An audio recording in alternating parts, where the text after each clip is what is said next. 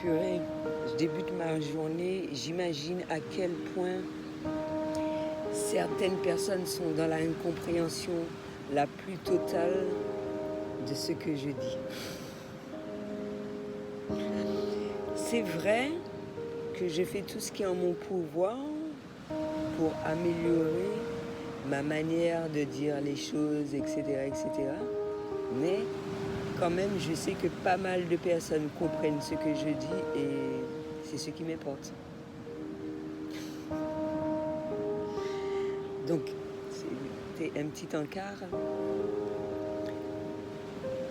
Cette vidéo a pour but de dire non à la violence. Et on peut parler de différents types de violence. C'est inconcevable. Je n'aime pas la violence. Avec le temps, je me suis dirigée vers ça, toujours et encore plus, parce que ça ne mène nulle part.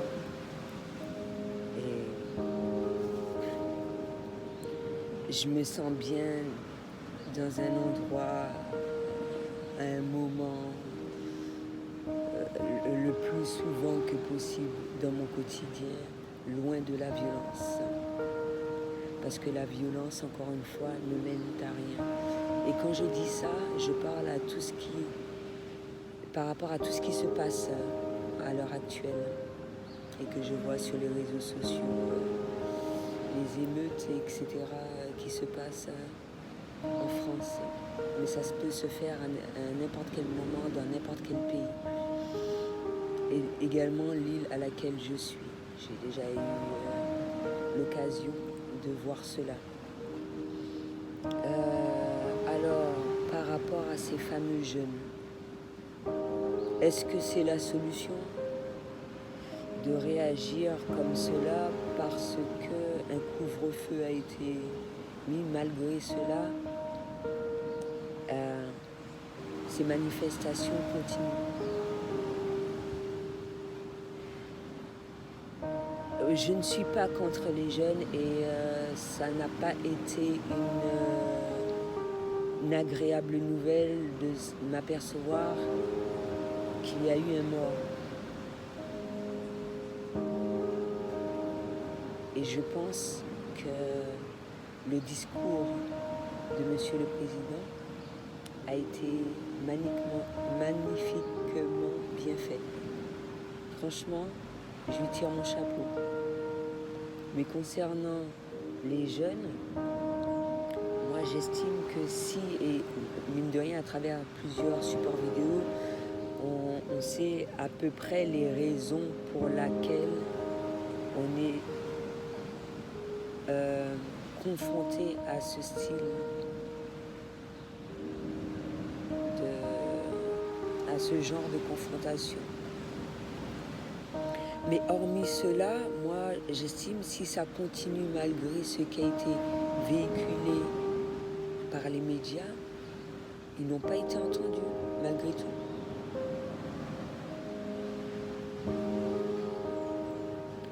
Je me suis remémoré une vidéo et lu et écouté du moins que j'ai faite lorsque j'étais en France.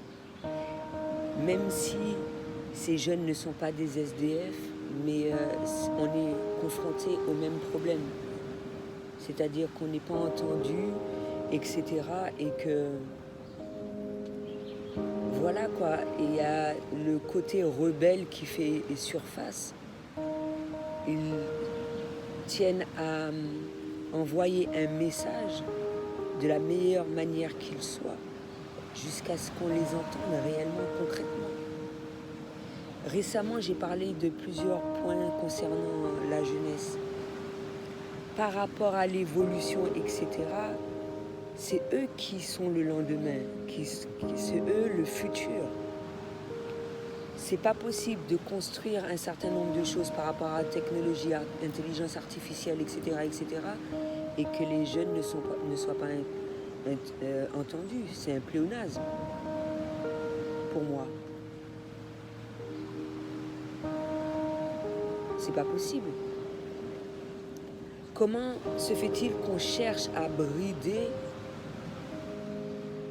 la liberté, peut-être que je m'exprime mal, d'un certain nombre de personnes, dont ces jeunes, et mine de rien, à travers cela, mais également par rapport au fait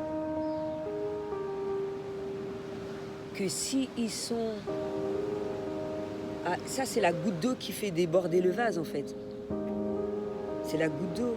Ils n'ont pas été entendus, ça fait un moment qu'ils sont en train d'essayer de dire un certain nombre de choses, etc.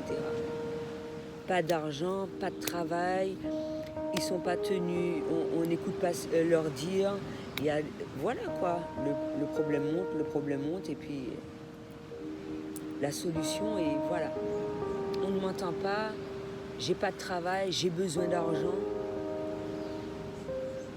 Donc voilà. Donc est-ce qu'il faut leur en vouloir? Je suis désolée, ce sont des êtres humains.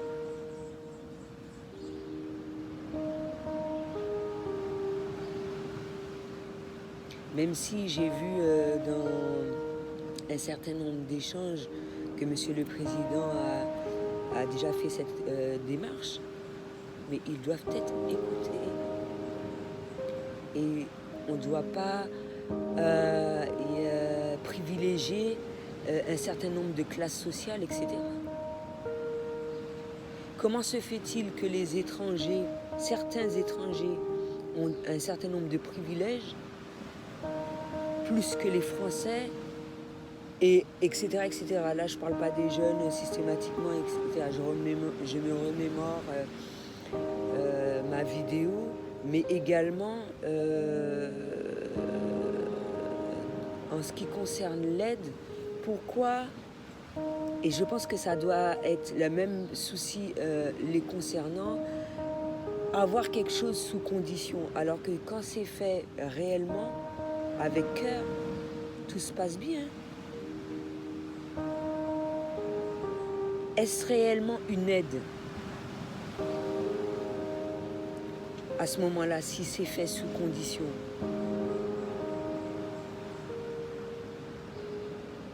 Est-ce réellement une aide?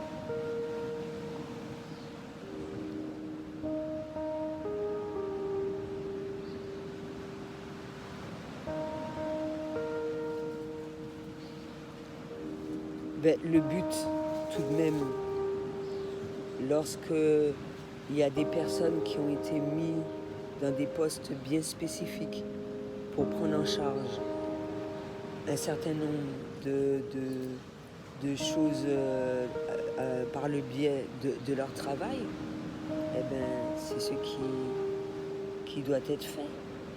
Il y a des gens, il y a des certain nombre de personnes qui le faisaient admirablement bien, comme si on les bride de ce genre de choses, comme si on veut tellement augmenter la peur, etc., etc. Je n'ai pas nommé de nom, bien sûr, augmenter la peur et couper de vivre la majeure partie des personnes. Et qu'est-ce que vous pensez qui va se faire? Les gens qui sont ciblés, ils vont réagir par rapport à cela. Et ça va être instinctif. C'est animal, c'est instinctif. Les animaux agissent comme ça. Est-ce que vous pensez qu'un animal va se dire oui, demain, il faut que je pense que de mettre ça de côté pour que je puisse avoir à manger, etc. Non. L'animal va avoir à manger devant lui, il va manger tout ce qu'il y a, jusqu'à ce qu'il n'ait plus faim. Mais tant qu'il aura faim, il va manger. Il ne va pas penser à ce qui se passe demain. Ça ne nous regarde pas, ça. Il vit le moment présent.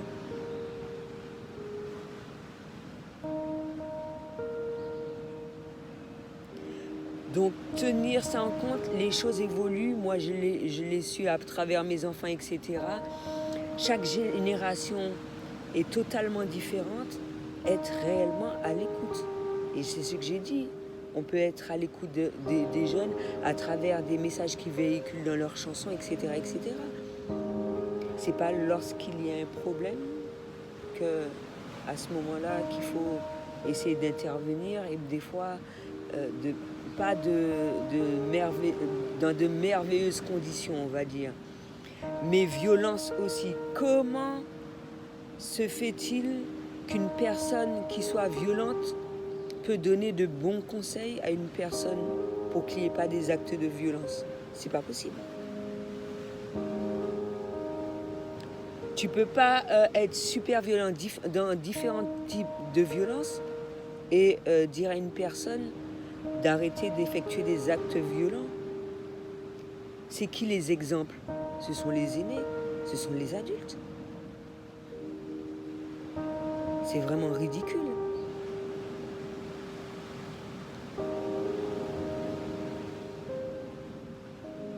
Oui, pour moi, c'est ridicule. Donc c'est pour ça que je leur en veux pas à ces jeunes. Ils essayent de s'exprimer du mieux qu'ils peuvent. Écoutez-les. Écoutez-les réellement. Pas quand il y a toutes ces manifestations. Mais qu'est-ce qu'ils souhaitent? Et ça part de l'école.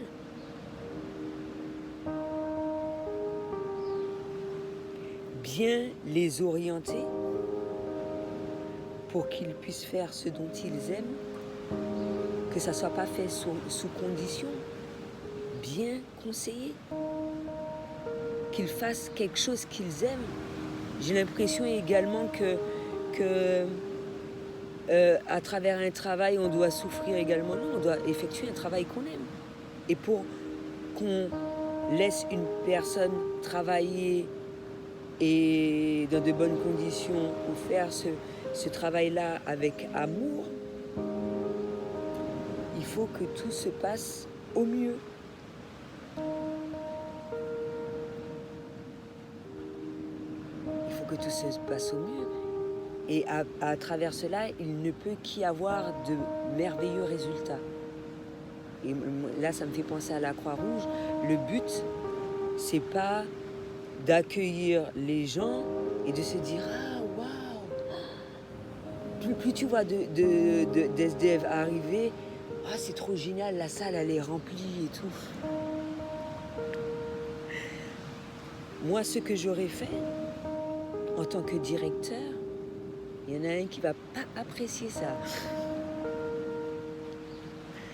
C'est que lorsque je vois ma courbe, c'est que à travers ma courbe de croissance de ce qui se passe entre les allées et venues, etc., que beaucoup de ces personnes-là ou obtiennent un logement, ou obtiennent un travail, ou obtiennent un certain nombre de choses, qu'ils aient retrouvé une vie stable et régulière. Et non pas se dire, ah ouais, il y a de la boustifaille à foison, on les accueille. Au moins, plus il y a des SDF, j'aurai ma place, c'est génial.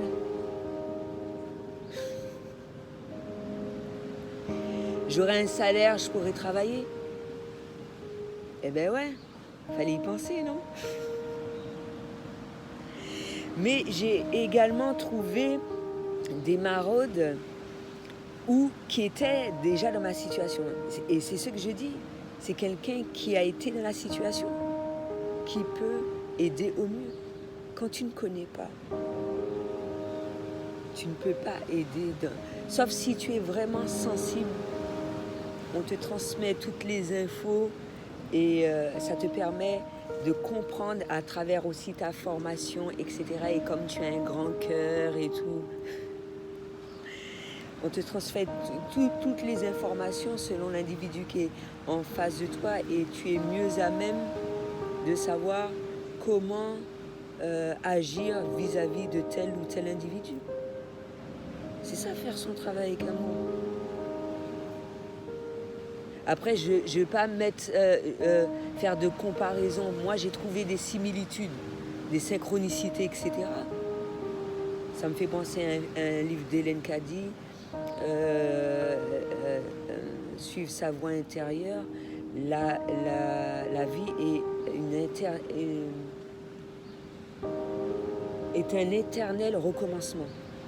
On revit des situations de manière totalement différente. Tu vois ?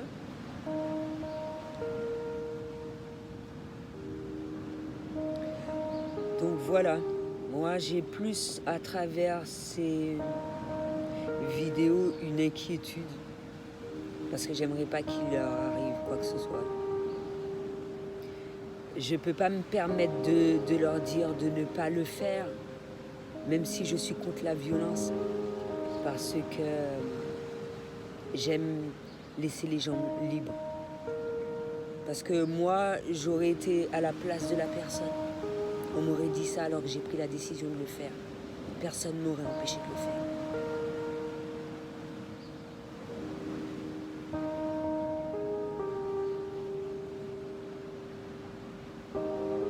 Et un mot revient, liberté. Liberté.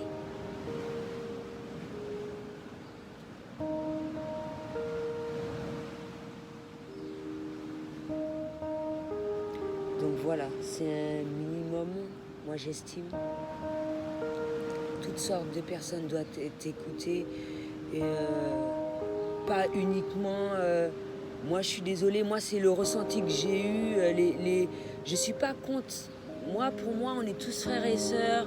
Les terres appartiennent à tout le monde, etc. Mais je vais dire ça, on va me dire, ouais, elle est farfelue, elle est hippie, elle est... Voilà, etc., etc. Dans un autre contexte, face à certaines situations que j'ai vécues, je vais me dire que, ouais, mine de rien, les étrangers sont plus privilégiés que les Français. Parce que même si je suis noire, que j'ai des cheveux frisés, je suis une Française. Je suis une Française. Et pourtant, j'ai pas l'impression que ça a été équitable, la manière dont on s'est occupé de moi, etc. Il y a plus de privilèges pour un certain nombre de personnes. Pourquoi ? Ça ne se fait pas, moi j'estime. Peut-être aide, il peut avoir pour l'étranger, mais les Français, il faudrait peut-être s'en occuper.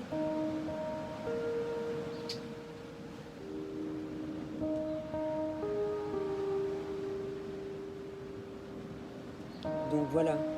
Et ça fait penser à ce... Ça fait un moment. Et de toute façon, j'ai revu une vidéo en ce sens qui était en complète harmonie avec ma manière d'être, etc. Ça, c'est une période bien propice où on a fait venir les Outre-mer, les personnes de pays étrangers. On les a tous casés dans des HLM. À la rigueur, Outre-mer, ça va, même s'il y a certaines choses qui ont été mises en place concernant les congés, qu'ils avaient la possibilité de voir leur famille, etc. Dieu merci.